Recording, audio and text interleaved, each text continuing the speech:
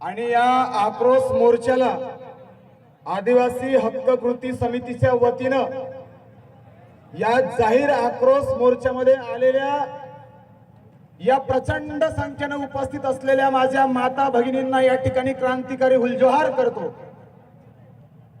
आणि महत्वाचा मुद्दा असा की ज्या वेळेला 1979 मध्ये महाराष्ट्र सरकारनं केंद्राला पत्र पाठवलंय, समिती गठीत केली की धनगर आदिवासी आहेत की नाही आहेत याचा तपास करा। 1981 ला ते पत्र आलंय, डायरेक्ट त्याच्यामध्ये उल्लेख की महाराष्ट्रातले धनगर हे आदिवासी नाहीत।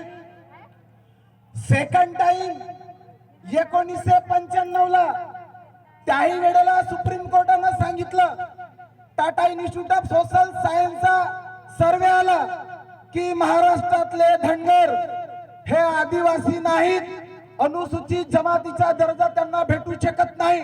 सेकंड टाइम तिसऱ्या वेळेला आता 2024 याही वेळेला सुप्रीम कोर्टानं दिलं की आदिवासी धनगर नाहीत, तरीही चौथ्यांदा प्रयत्न का? माणूस पहिला वेळ नापास होते, दुसरा वेळ नापास होते, माणूस तिसरा वेळ नापास होते। हे तर माहित आहे का? हे नापास नाही झाले, हे पासही नाही झाले, धनगर नापासही नाही झाले, हे डायरेक्ट रस तिकीट झाले। आणि कसे रस तिकीट झाले? परवाच्या दिवशी धनगराच्या 2 पोरांनी सांगितलंय, पत्र लिहून ठेवलं की आम्ही आता जाऊन जलसमाधी घेतो। रोडावर गाडी लावली, चिठ्ठ्या लिहून ठेवल्या, मोबाईल तिथंच ठेवलं आणि चिठ्ठीवर लिहिली की आम्ही आता जलसमाधी घेतो।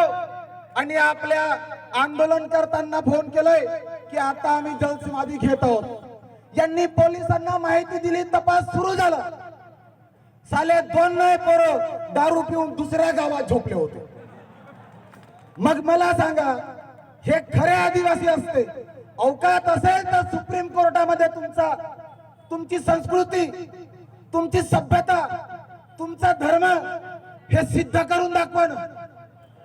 या देशामध्ये हिंदू होणं मोठी गोष्ट नाही, ख्रिश्चन होणंही मोठी गोष्ट नाही, बौद्ध होणंही मोठी गोष्ट नाही, इस्लाम होणंही मोठी गोष्ट नाही, पर आदिवासी होना सबसे बड़ी बात। आतापर्यंत आदिवासीला सगळ्यात मागासला असं समजायचं, पण उठून सुटून कोणी बंजारी, कोणी बंजारा म्हणते, आता नवीनच गोवारीचा पॅड म्हणते, आता धनगर म्हणते। या सगळ्यांना आदिवासी समाजाचे डोहाडे काय लागले? कारण त्यांना माहित झालं। तुम्हाला एक गोष्ट लक्षात ठेवा माझ्या तमाम बांधवांना, अरे या देशाचे प्रधानमंत्री नरेंद्र मोदीजी आहेत, ह्या देशाचे प्रधानमंत्री नरेंद्र मोदीजी आहेत, पण या देशाचा मालक हा आदिवासी आहे। आदिवासी या देशाचा नागरिक नाही, तो मालक आहे। आणि हे सिद्ध करून दाखवलंय सुप्रीम कोर्टानं 2011 ला मार्कंडेय काटजू साहेबांचा जजमेंट आहे कि आदिवासी ही इस देश के मूल निवासी है। याचा अर्थ आम्ही मालक आहोत। सरकार देश की चालक है, पर आदिवासी देश का मालक है। आणि म्हणून सगळ्यांना असं लागू लागलं की आदिवासीत गेलो म्हणजे आम्ही मालक होतो। त्या मालक होण्यासाठी काय करावं लागतं? अरे आमच्या रक्तात संस्कृती आहे। डायरेक्ट 2011 चा जजमेंट आहे, schedule tribe are not Hindu. हे कुणाला दिलं का? पण या देशामध्ये जसं महाराष्ट्रात धनगरांचा, महाराष्ट्रामध्येच गोवाऱ्यांचा, महाराष्ट्रामध्ये बंजाऱ्यांचा हा जो विवाद या ठिकाणी जो सुरू आहे, त्याच पद्धतीचा विवाद मणिपूरलाही झाला। नागा आणि कुकी या 2 जमातीमध्ये सर्व आदिवासी समाजाच्या महिलांना नग्न करून धिंड काढली राव।